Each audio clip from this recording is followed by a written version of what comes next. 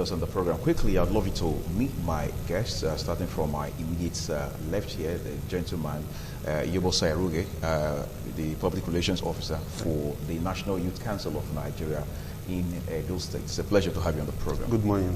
Good morning, our viewers at home. Great. Then next to him is a lawyer, obviously. I mean, he's not the only person dressed distinctly on the program. Barrister Peter Ejofo. Always a pleasure to have you on the program. Good morning. Good morning, Nigerians. Okay, let's begin the conversation, gentlemen. Let's quickly do a summary of, I'm starting with you now, Yobosa. Okay. Let's do a summary of what, how there should be an established distinction between the roles of the three different arms of government, with particular emphasis on those of the executive and then the legislature. Okay. First, it is important to note that it is not just enough first to seek a elective position. As a matter of fact, as a matter of principle, the aspirant or the candidate of any political party should be abreast with the constitutional provision of what his or her job is. We have a situation where the legislators do not really know. I'm using that as an example. Do not really know what the job is. So as a result, there usually conflicts because there's no proper definition of what their role is supposed to be. Who's supposed to define their role? Okay, the Constitution of the Federal Republic of Nigeria. We have a system where you'll be surprised that some of the lawmakers don't even know the content of the Constitution of the Federal Republic of Nigeria. So as such, because of the quest to tussle for power, because of corruption, because of religious and ethnic sentiments, you find that there's instability in the polity as a whole. And these all issues will affect the generality of the Nigerian state as it relates to dividends of democracy to the people, you know. So I think it's very important for there to be proper definition, for there to be proper enlightenment as to what are the jobs of the executive and what are the jobs of the legislature. So we don't have a situation where there's usually a clash of interest. As the Constitution provides for separation of power. So, sorry, I was saying that so-called clash of interest, as it were, is occasioned by the constraints on the part of the legislators to be able to understand the dynamics of their job. Exactly. So, in other words, the executive is doing a better job than the legislature. I've not said so. I just use that as an example. Okay. It is very important, like I did say, for the legislator to understand what their role is. First. Also, it is equally very important for the executive to understand what their role is. Taking, for instance, the recent issues that have been happening. We have a situation where the National Assembly invites a ministerial nominee or an appointee of the government, and you find situations where they refuse to come and nothing is done about it. You know, so even though that is not clear on the part of defining what their roles is, I think the executive equally have their own part, their own share. Before you talk about the executive, there have been instances where some of these appointees of the executive had been invited by the National Assembly, in most cases, particularly the Senate. Okay. They couldn't show up. However, they sent top-ranking officers to come sit in or fill in for them, as the case may be. And then the legislator said that won't suffice. It wasn't appropriate, that they would rather see the number one, as it were, of those institutions, for example. Is that an overreach on the part of the legislators? I mean, can't you allow sleeping dogs lie? I mean, allow the person who has come to represent the chief executive, as it were, of such institutions to have their day? For me, I feel it is important for someone that has been termed a public servant to always be accountable and be responsible. And this is because, let me just draw a scenario. If you have a case in court, for instance, and you are invited in court, you cannot send someone to stand on your behalf. So I think it is very important for the executive to equally wake up to their responsibility. If you say you are a public servant, there are some fundamental questions and answers that you will provide that someone you are sending may not be able to provide those answers. So I think it is very important. I think the executive have not been too responsible on that part. Otherwise, after being elected, your responsibility and accountability lies on the people of the Nigerian state. But I think it is very important because the people who have in the National House of Assembly, both the Senate and the House of Representatives, all put together, they are all a part of us. Okay. Elected by the people? Yes, because it is not possible for the over 180 million Nigerians to be in Abuja. So we have sent a representative. So if there are questions that need to be asked and answers that need to be provided, I think it is very imperative for the top men of this organization to be on ground. Okay, take for instance the issue of the Inspector General of Police. Right. It was invited severally.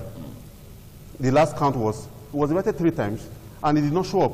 And he also gave excuses as to why he couldn't show up. On 2 occasions, he sent a representative. Yes. And even the Senate President quoted that if the Inspector General could disobey the orders of the President, that he is not too surprised that he did not honor the invitation of the Senate. I'm going to allow you to catch your breath for a second. I come to Barrister Ejiofor. You are a lawyer, apparently. Yes. He has made allusion to constitutional provisions.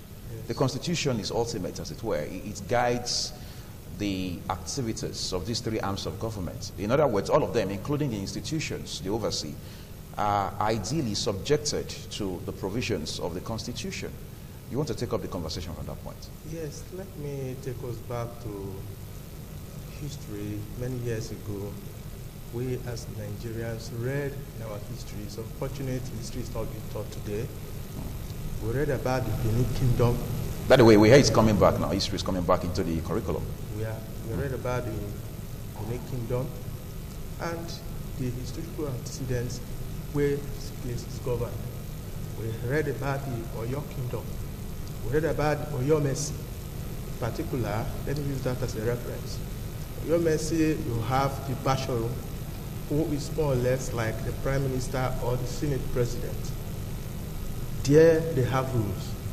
The Alafin of Oyo cannot overstep his bounds. He works within the confines of the law. That was many, many years ago, where even the white man, by their definition, tempted us to be primitive people. We were that civilized then. Coming back to our Constitution, let me take it even a little further, that the principle of separation of power has been initiated many years ago, from Harrington to John Locke to Baron de Montesquieu. His own is more popular, based on his proposition in one of his works, Esprit de Loi, Spirit of Law. He propounded that there should be separation of powers between the legislature, the executive, and the judiciary.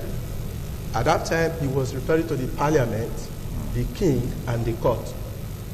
Now, we have, over the years, enshrined those principles in our Constitution in the First Republic and in the Second Republic.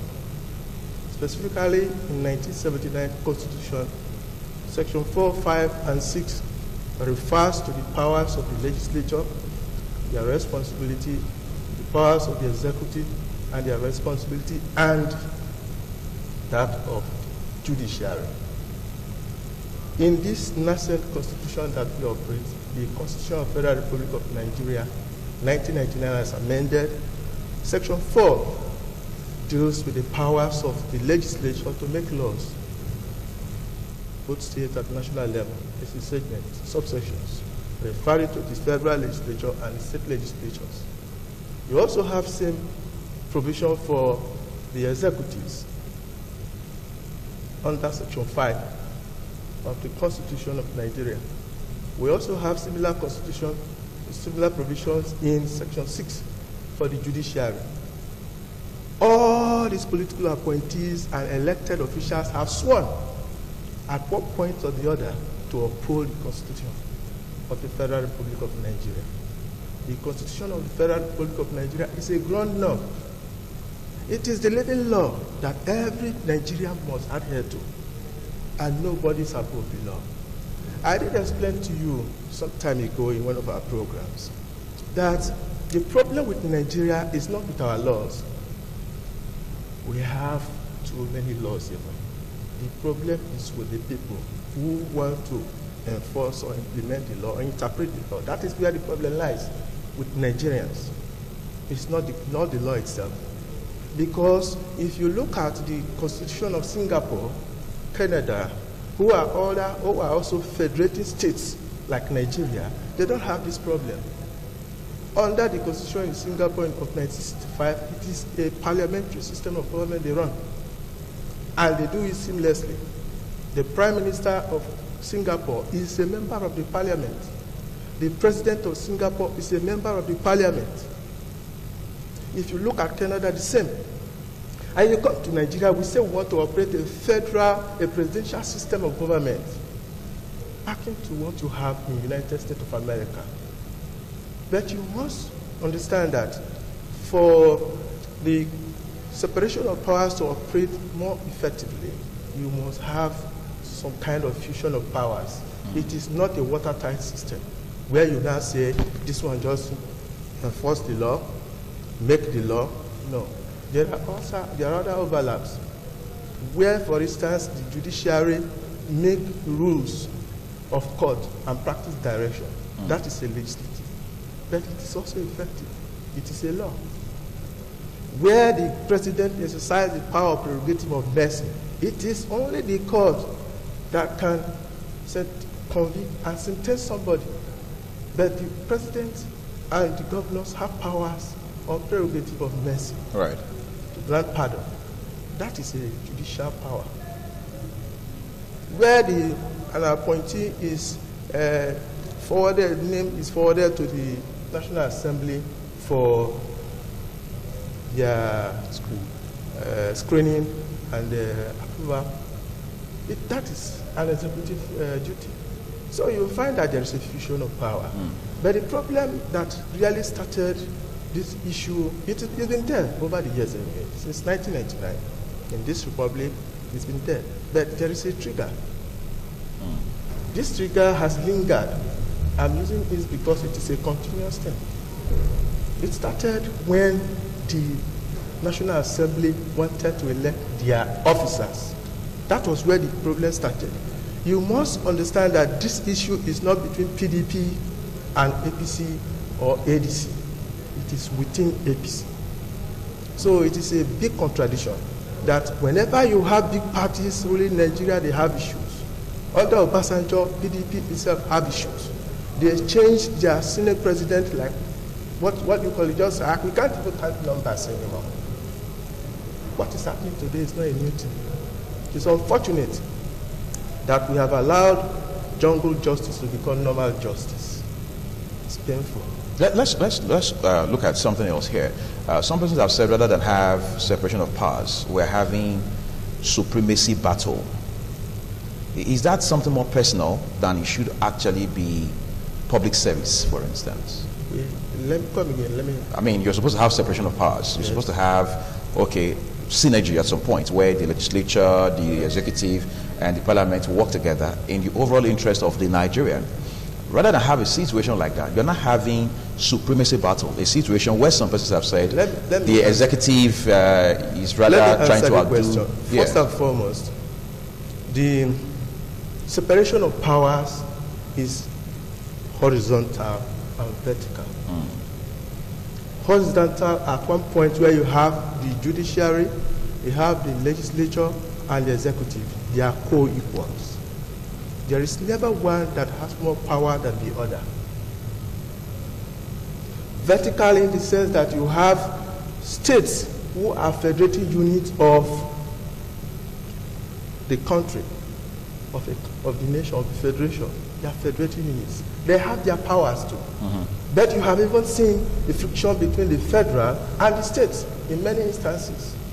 So it is that it is not with the law like I told you. It is with the people. Where people want to overreach, where egos come in, where overzealousness come in, that is where you now begin to find issues like this. I begin to wonder why in other climes we don't have such issues. Why it is peculiar with us in Nigeria. But I think it is the issue of vested interest. There is too much vested interest. We're going to come to interest and also talk about the element of institutions and how weak we have been told these institutions are. But before we get to that point, some persons have said that this is all about 2019. But he just talked about how that this whole narrative has a history to it. Talked about how that it's not just about the PDP or the APC. That is even more of an issue with the ruling party, which is the APC as it stands right now. But does it all start and end with 2019 general election? Okay. Sometime last week, the former Speaker of House of Representatives, Naraba, was interviewed, and his expectations were that by now, they expected there should be a more cordial relationship between the legislature and the executive.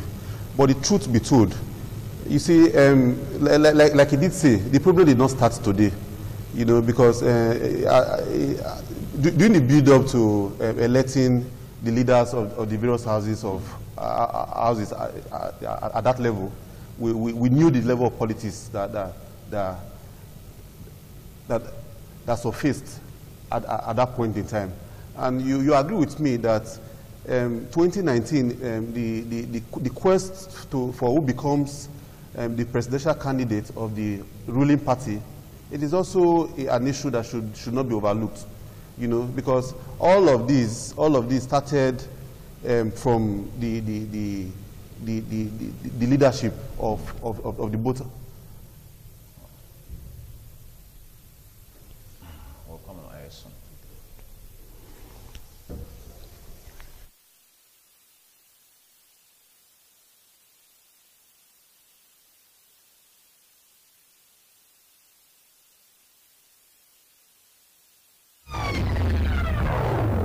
Reggae, high life, throwback Ninja, juju, or cripsy fresh Ninja. Whatever way you like it, these VJs, Don General, Fasodo, Sydney Shoka, Hillary, and Kola Wole are ready to serve you. I know you're gonna dig this while having lunch. So hook them up every day, Mondays to Fridays, on ITV Lunchtime Break Series, 12:30 to 1:30 p.m. and get your minds blown. We look at how we've fared so far. Well, some could say that instead of having a boom, we are dwindling. There is another school of thought that believes that before colonization, there were much of doing business. Prosperity, the growth, and the development of a nation is not dependent. It's because of education and culture that have been molded into their being. And this education and culture have given them a new identity and a new lifestyle of productivity, growth, and excellence. Are you saying we don't have capable persons who are president of this country? Why are they not showing it? And the thing with visions and dreams is that vision gives you something to live for. It gives you focus, gives you purpose in life, and makes life worth living for you. As usual, all our regulars thought that what's trending, what's new, what's hot, what's sizzling on the papers headline segment of the show. These are lots more you should expect on TMI. We appreciate your commitment to the program TMI.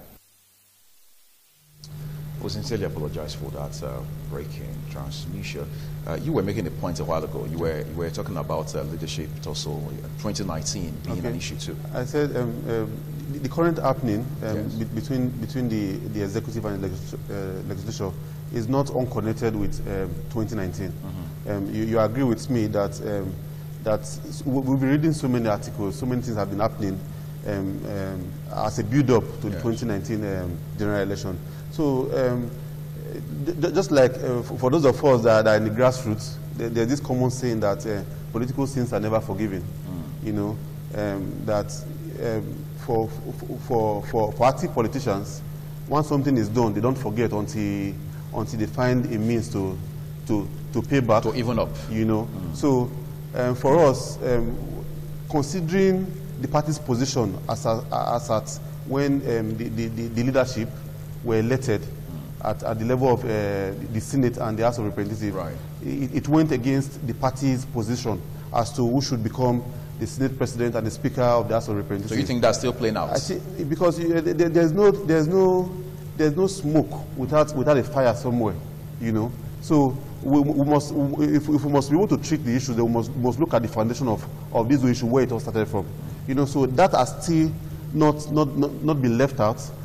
That is the foundation upon which all of these issues are building up. Don't forget that it was just until recently the budget was passed. All of these acrimonies, yes, it is not totally out of place, not to have issues, not to have some level of conflicts.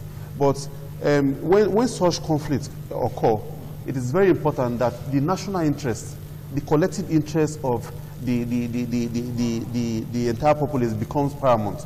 But the situation we have now is a situation where personal interests, because of the personal goals and aspirations of these individuals, they are allowed to override the national goal. And that I think is a factor of the current system we're in, where we talked about corruption at different level. You know, we equally talked about religion and ethnicity. We equally talk about not understanding what the rules are. You know, and sorry, he has talked. I mean, he talked about the fact that this is essentially happening within the APC. One would have thought it should be between the APC and the opposition, but it's within the APC, which means it's in-house. To what extent does that bother you? For me, it doesn't really bother me too much, because from where we're since 1999, you know, if you give birth to a child, for instance, you expect that child to grow over time. I believe that with time we'll get it right. Okay. Like he did say, it's not just happening now. In the past administrations, we equally had issues where we had issues of internal crisis that led to power removal of this senior president from another senior president. For some time now, we've had some level of consistency when it comes to the leadership at that level. I believe, you know, because of interest, we're all human. A country of 180 million people, people are bound to aspire for position. And in aspiring for position, you're bound to be political. You lobby this, you lobby that, and as a result, it's what they do in secret now reflects, now affects the polity at that level. So I think it's not out of place, but the party, the ruling party, should be able to look inward and be able to bring these persons together and make them see the need that, yes, it is important to have individual interest, but the interest, the collective interest of every one of us, whether you are party A or party B, it is what should be paramount, you know, okay, at this point in time. We're going to stretch that part of the conversation, but let me come back to Barrister Ejiofor. Basically, some persons have said this is really between the Senate President, Dr. Bukola Saraki, and the President. Others have said, no, it's between the legislature and the presidency. To what extent are we allowing personal interests, ego, and all other elements, superficial as they may be, to override what the Constitution says on the one hand and what the overall interest of Nigerians is on the other? Yeah. Like he did say, fellow discussants on this issue of allowing democracy dividend to trickle down to the ordinary person. You will say, you also ask the question about the impact of the 2019 election that is coming up, what it has to do with what is going on in Nigeria. Right.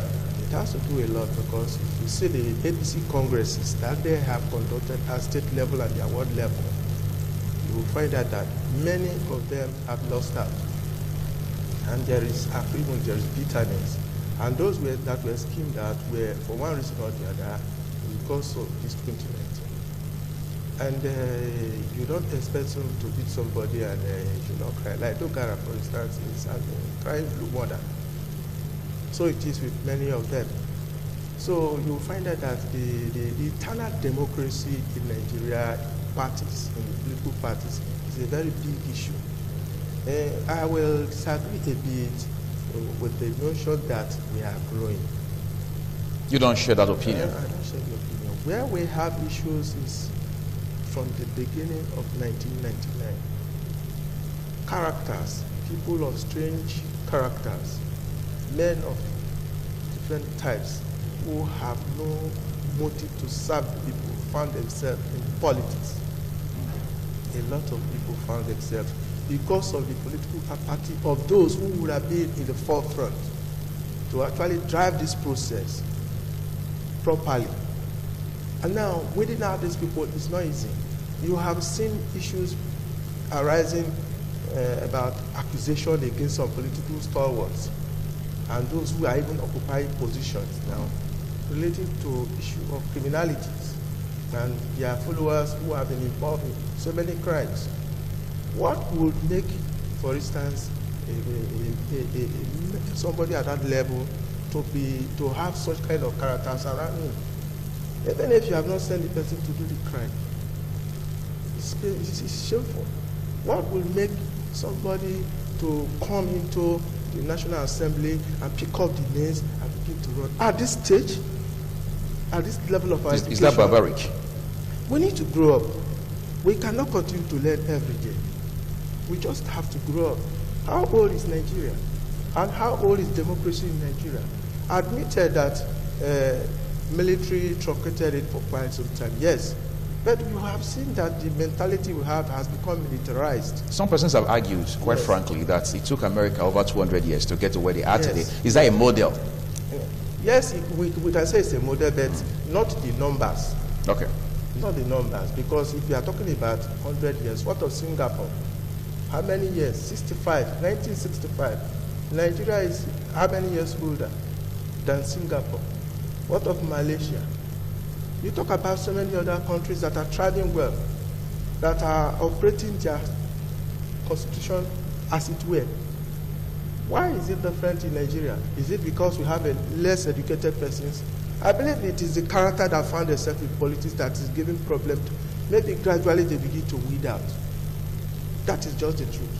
But is this whole drama, as it were, that we're seeing now, a reflection of the position of some people that politics is dead? I would want to agree to an extent, because I find it difficult to believe that those whom I look up to as role models while I was in school are now making some kind of public comments that make me to begin to ask questions, whether are these the same persons that I hear of and I believe in? I said I want to model myself with their own character. Just for instance, somebody coming out in the mood of a professor of law, telling the public that the Senate has no powers to invite anybody to the Senate for questioning, for investigation. How does it count when you have your constitution? Section 88 and 89, specifically section 89C, 89 subsection 1C, gives the Senate the power to invite. And he's a professor. He's saying that the Senate has no powers. I mean, it defies logic. It defies reasoning. If at that level, somebody of that quality is already making this comment, don't you have worries? Don't you have, if he is beginning to interpret this constitution publicly in that manner, there is cause for worry. That's also another cause for worry in your words now, because a lot of persons have said we have beautiful laws. We have beautiful laws. Yes. But the problem is the interpretation of it. Yes. And then you find people who somehow maneuver, manipulate, and twist the laws in such a way that it suits their own overall interests. And then they say that points to the dysfunction in our system. How do we begin to rework or retool the system in such a way that we can institutionalize certain things rather than just have individuals running the whole place? Let us make up our mind to follow the law. Inelegant as our constitution may be, it can still bring out the best for the country at this moment.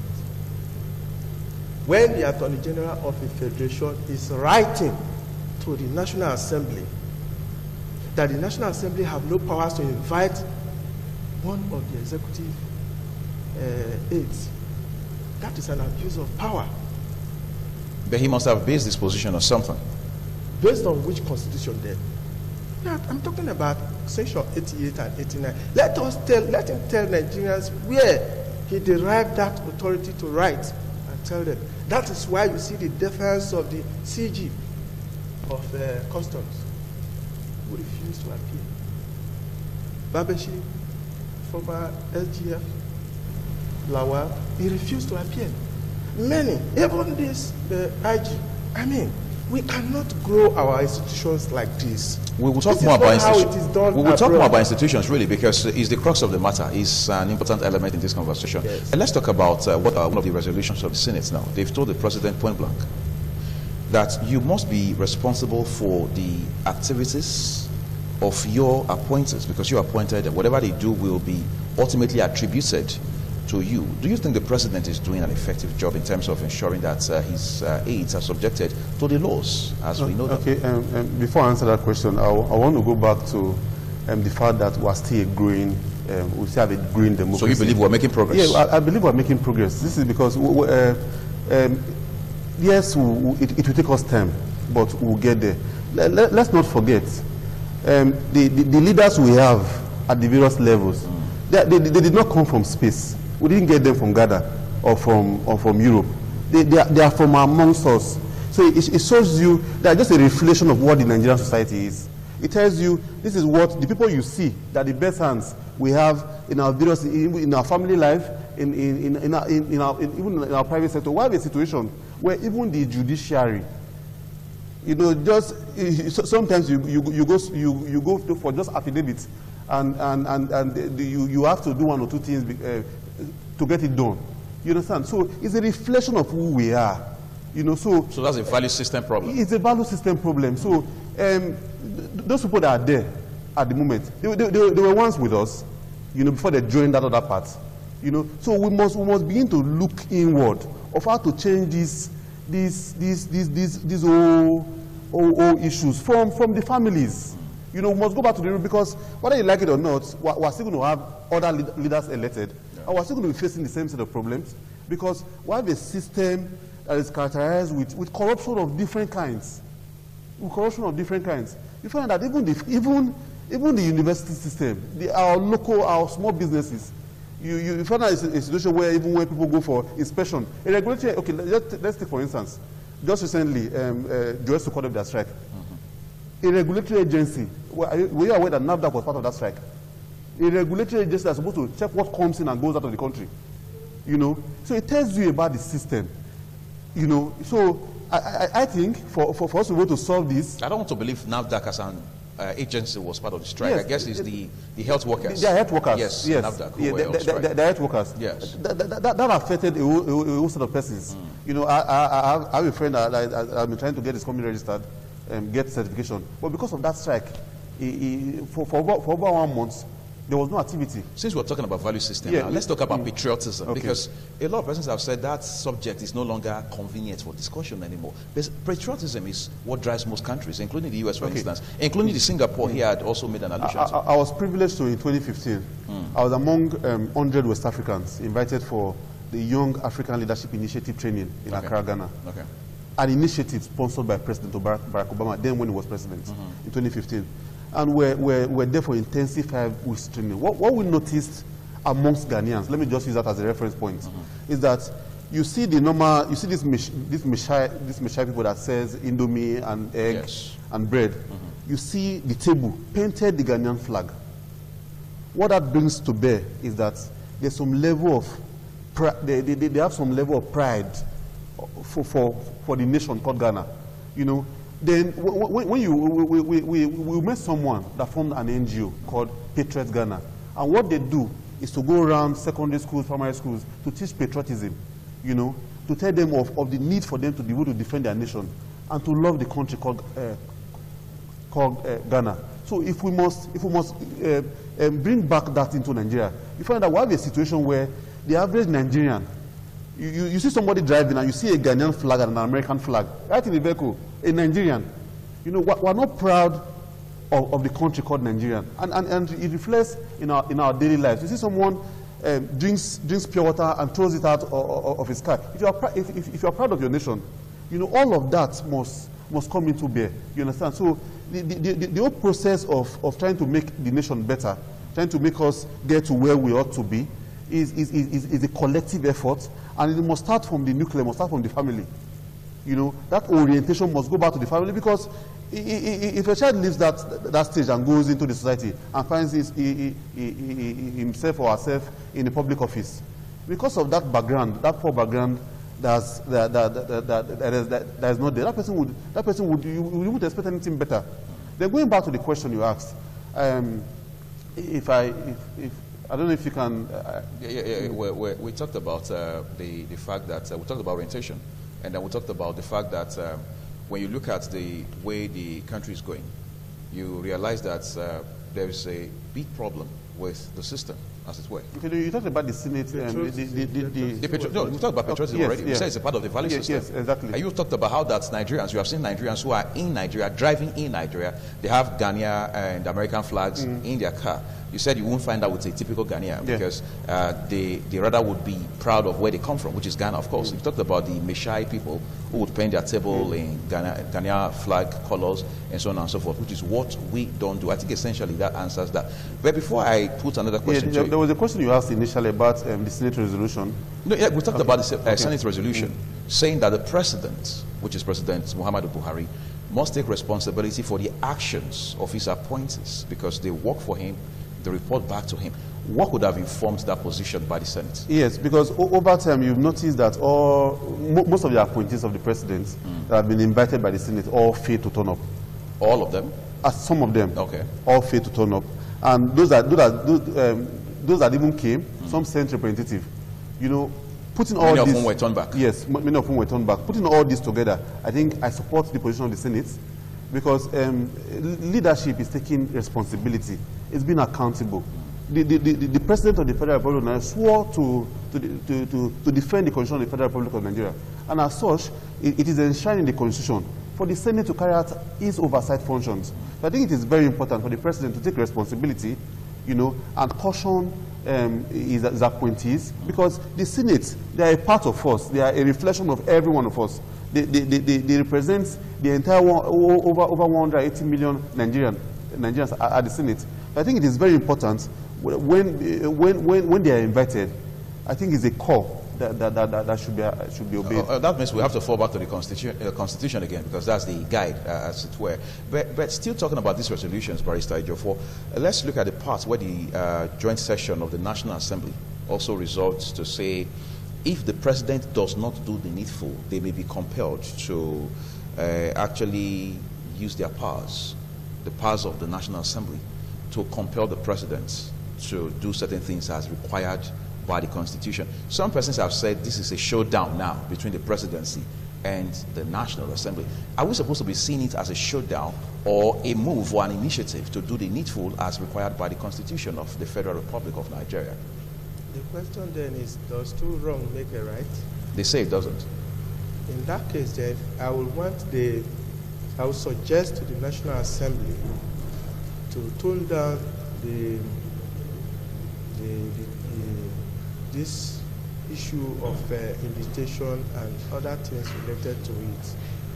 There is a seeming overzealousness on their part, and there is also the issue of bruised ego.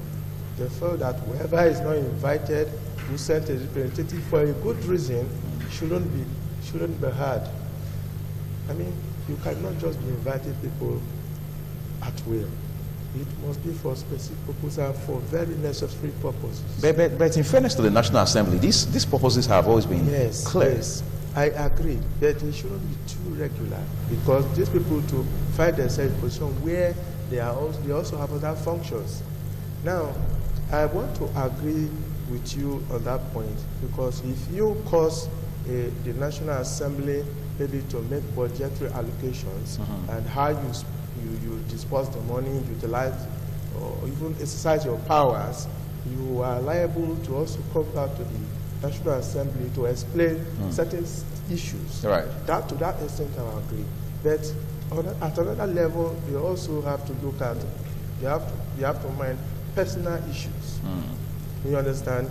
You have to mind personal issues where you have to maybe suspend the screening of some nominees, like they did with some of these ambassadorial nominees and other categories. Some of the ones national, those electoral commissioners. Then some also nominated by the president for the CBN. The national interest, which earlier on explained. Yes. Above the personal interest. You understand? Don't look at your ego alone. What does the nation stand to gain more? And the federal government should spend its energy trying to deliver their promises, the promises they have made during their campaign to Nigerians, not on pursuing the National Assembly at the Code of Conduct Tribunal for a matter obviously we know we go to nowhere, or try to use other means like saying that they have tampered with the rules of the National Assembly of 2015 and say they want to prosecute them, that they forge those things. I think they are unnecessary distractions. They should face the act of governance. That's what Nigerians want to see. At the end of the day, what have you achieved? What have you done for Nigerians? If there is this bickering between the executive and the legislature, obviously a lot of things suffer. You can see the budget.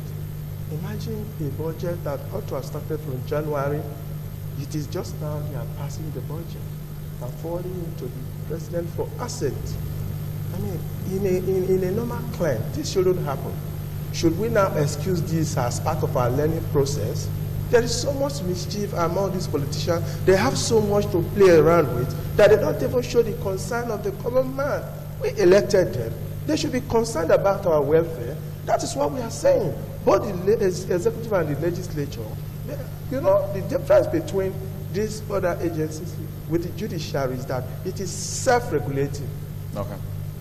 It has the mechanism of regulating itself. So, obviously, there are things you can't try. Even if you do it for some time, you can't succeed for too long. But with the executive, and it is where you have to go to party, and you listen to party, and say you told the party line, so many things go wrong. That's what we are advocating, that they should be able to follow institutionalized system. They should obey their laws. You make rules for your party, follow the rules of your party.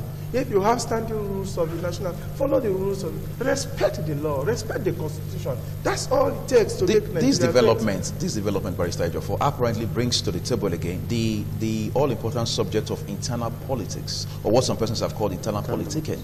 Are we getting it right on that front? Are we getting it right with internal politics, party politics, as some people call it? We are not. We are not. No, there are so many vested interests. I find it quite bemusing to see a governor who wants to impose a son-in-law on the people. Does that augur well for internal politics? If you are fronting a candidate, let it be you are doing it on the basis of politics, lobbying. Let other candidates have the free space also to join and contest. Then you now make it look as if only him and nobody else. And you want to turn the hands of the party in your state. Does it work well? That is not party politics. That's not internal politics. But again, we now operate a system, I mean, where the governor of the states or the president himself is the de facto leader of the party. Is that the way to go, really? Even if he's a leader of the party, does it presuppose that he should be autocratic and abuse his powers? That is where the problem lies. We should be able to caution ourselves. We should be able to respect the office we hold and work according to the tenets of the law. The abuses we see, they are not within the provisions of, they make the rules for themselves. Why can't they obey their own laws? These politicians who make rules for themselves, why do they now begin to do another thing from what they have accepted to do together? Nobody made the rules for the party members. They did it. If they cannot respect their own rules, can they respect our constitution? We have problems. They should begin to do a different orientation. The earlier the better. You see the youth restiveness across the country. Across the country, people are not happy because you are not delivering the dividend of democracy. That is the simple and short answer to what you are saying in Nigeria. We're going to come back to answering a few more questions from your end, but let me come back again to Iyobosa. Let's talk about institutions. Obama visited Africa, I think, basically once or twice while he was in office as the U.S. president. On one of those occasions, it was in Ghana, and he said, Africa has got strong men, but weak institutions. Since he said that, it will appear that conversation has come to stay. In fact, it has stuck. Are we helpless about building our institutions, strengthening our institutions? Because it still appears that we have more individuals running the system, as it were, than institutions defining or determining the direction we should go. The truth of the matter is, if we must move to the next level, then we must build the institution. And the only way we can build the institutions is when the government of the day is ready, has the political will to strengthen our institutions. Because you find institution before the coming of our current president. There was this popular saying that hearing his name alone drives is the fear. The beginning of wisdom. The beginning of wisdom. Right. But you see, you find that what we see along the road, where the normal bus drivers giving is still the same. It has even increased. You know, so I really think this government, in all honesty, have not done much in building the institutions, because if you do the right things, things will ordinarily fall in place. The right things being? You understand? If you strengthen the institutions, give them the necessary funding, give them the necessary tools they need to work with. Okay, let me take, for instance, let me use an agency of the government, say the road safety, for instance. If you give them all the necessary tools they need to work with. A friend once told me a story where he was stopped by a road safety officer, and he told him to put on his headlights. And he equally told him that anything I do in my vehicle, you do it in that your vehicle, because I equally seen that vehicle that is not even more equipped than his, you know. And the man was supposed to say, carry your trouble, they go, you know. So if they have the necessary tools to work with, for instance, you know, you find out that they will be willing to do their jobs if their pay. Okay, just recently we heard that doctors in Canada, they had a rally to tell the government that their pay was just too much. They should do a downward review of their pay, in overall interest of their colleagues. You understand? So we have a system here in Nigeria where every agency go to strike week in, week out, just because of their welfare, basically, and their working condition. But they also tell us they go on strike, for two reasons. They say welfare package, of course, remuneration. And then the system, they talk about equipment, talk about facility. I know of schools, I mean universities, for example, hospitals as well. Exactly. Primarily, their welfare comes first before the working environment. Because they have to be alive to do the job. You understand? You know, so I think it's very important for us as a people to deliberately strengthen the institutions. If you go to our institutions of learning, for instance, I met someone that graduated as direct computer science. The person still had to pay somewhere to get practical knowledge of the course of study. Perhaps roadside. You understand? So it tells you the system we have. You understand? Talking about being deliberate, some persons, I mean, there's this allegation that strikes terror in the heart of an average Nigerian, where some persons have even said that, okay, let's call it an allegation, that some politicians deliberately weaken the system so they can exploit it. Is there any iota of truth in that? It is very, very correct. Because don't forget, we currently live in a system where people allow their individual interests to override the collective interest of everybody. You know, so you go to some agencies and things are done. Okay, let me give you another example. It's so pathetic that I can't mention some of these agencies on air, because I'll be seen to be alleging. Yes. You know, I know of someone that, you know, before you do certain things, you must pass through a regulatory agency. Of course. I know of someone in Lagos that got the certification for the business he is into without the factory, without even a product. So what the person do is gets other products and package and put his NASS number. I put the number. You know, I was almost going to. I put the number in this system. No, I think we need to address that. Yes. So because even NAFDAC has said that Nigerians should join them in the fight against counterfeit and substandard products. In recent years, what we have found now is, especially with health products, medicines, you have to scratch a number, text to a number to authenticate it. It is that challenging as it stands right now. So I think these are some of the pieces of information that NAFDAC as an institution can use where they are available, even if we have to send it to them anonymously. I just thought we should establish that. Yeah, but Funny enough, if we really want to be sincere to ourselves, they all know these facts. You know, that in Nigeria, if you know your way, if you know someone that knows someone, you can walk your way from nowhere to the top. You know, and these are all factors of our leaders trying to weaken the institution because it will help them position their wards and their political allies. Let me go back to Barrister Ejiofor. I was almost going to call you Pastor Ejiofor. We can have this conversation and we can land on it and not talk about the place of the Constitution again. Because it will appear there's a deliberate attempt to relegate the Constitution to the background and push or advance personal interests. Does that scare you as a lawyer and a Nigerian? It's worrisome. But it's been over the years. Recall that years back, Obasanjo was the president of Nigeria. At that time, the governor of Lagos State was Ahmed Bola Tinubu. Right. And what happened was that the resources accruing to the local government were withheld for several years from Lagos State by the president. Does he have such powers? Where did he derive his powers to withhold? You recall also that within that same government, Joshua Darie was involved in a scandal, which has not been proven by court. He was not convicted. And somehow the government contrived certain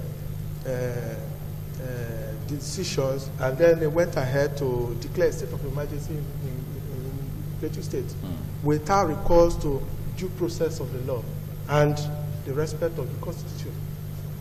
Is it supposed to be in a decent country? It's not supposed to happen. In a decent country, that is not supposed to be.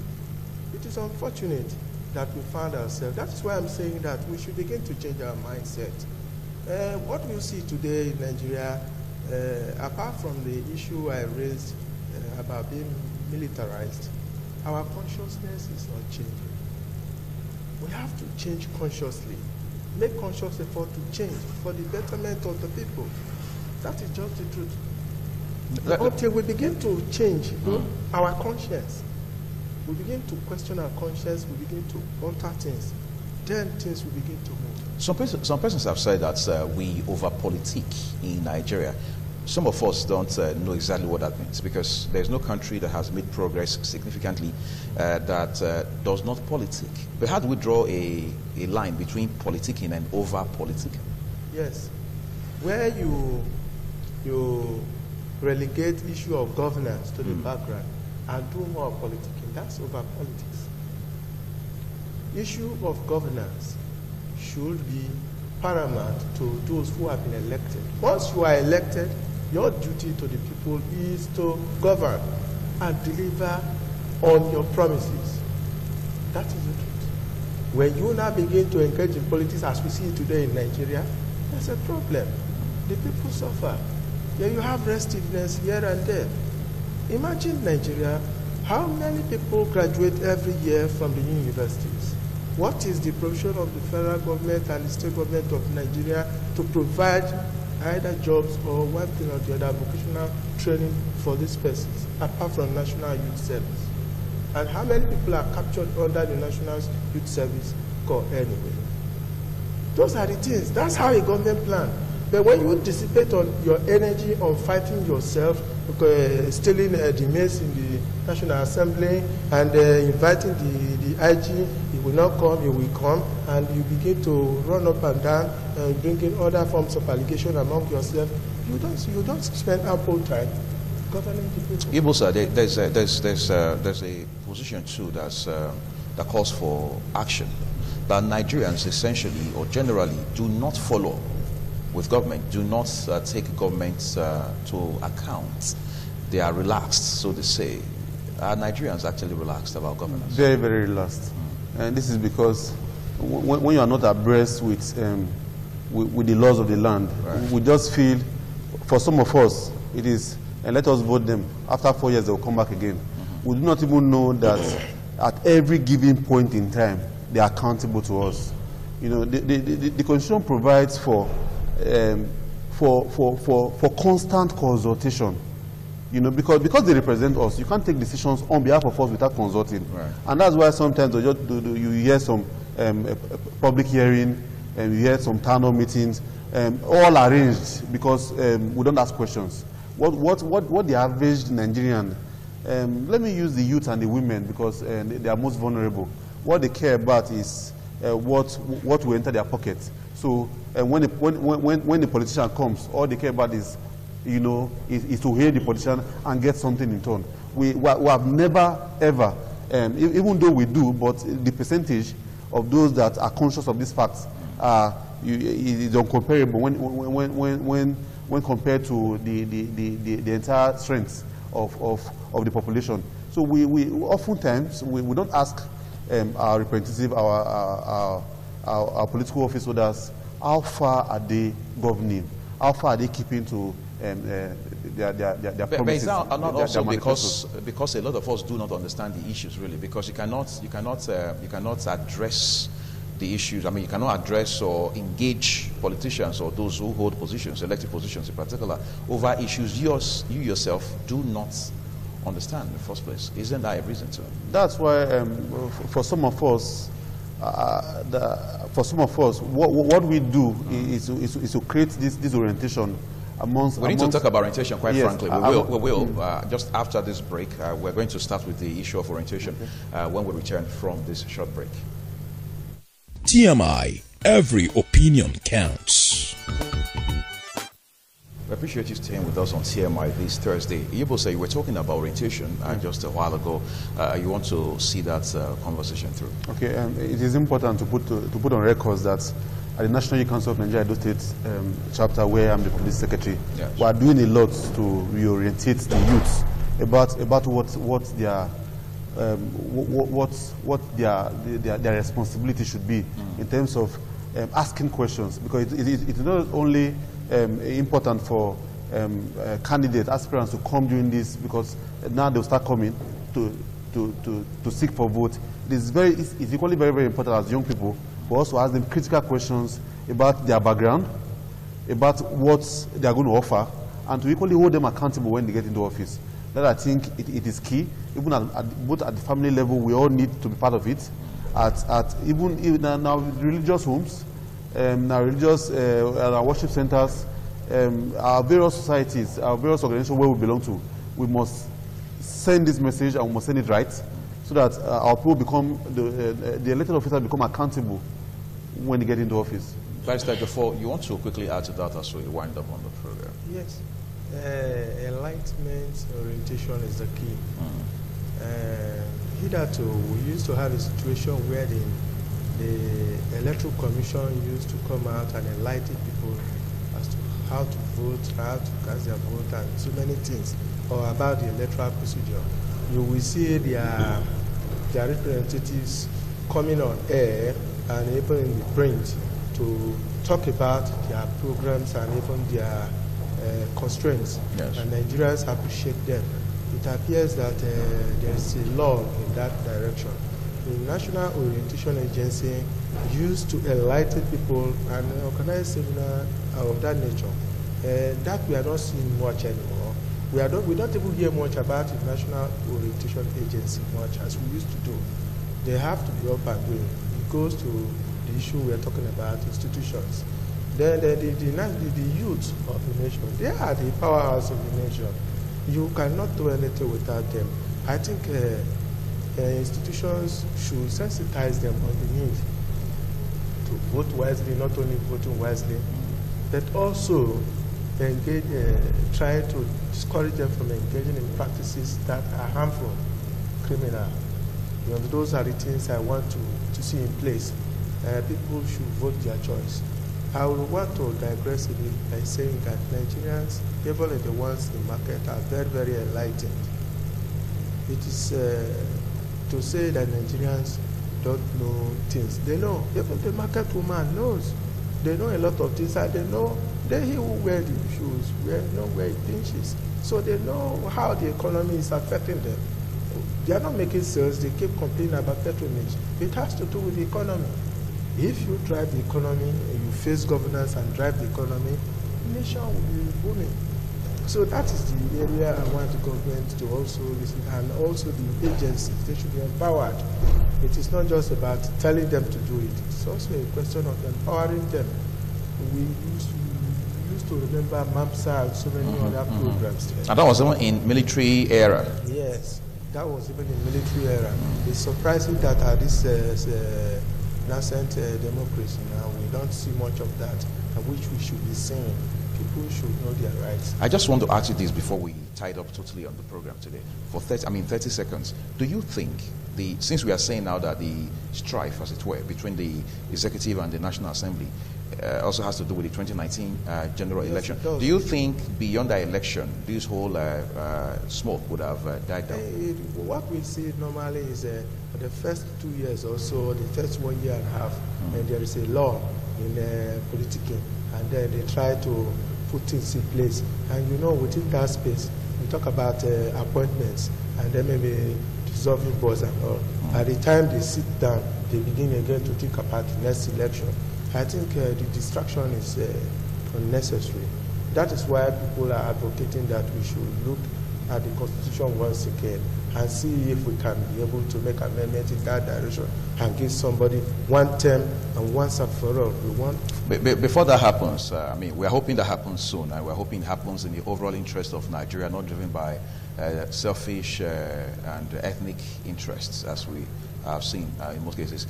Iyobosa Iroge, Public Relations Officer, National Youth Council of Nigeria, those states, we appreciate you for coming to the program. Thank you so much. And then a lawyer, Barrister Peter Ejiofor, who also has been on the program with us. We thank you as well for your time. And we wish you, gentlemen, the best of today. Thank you very much.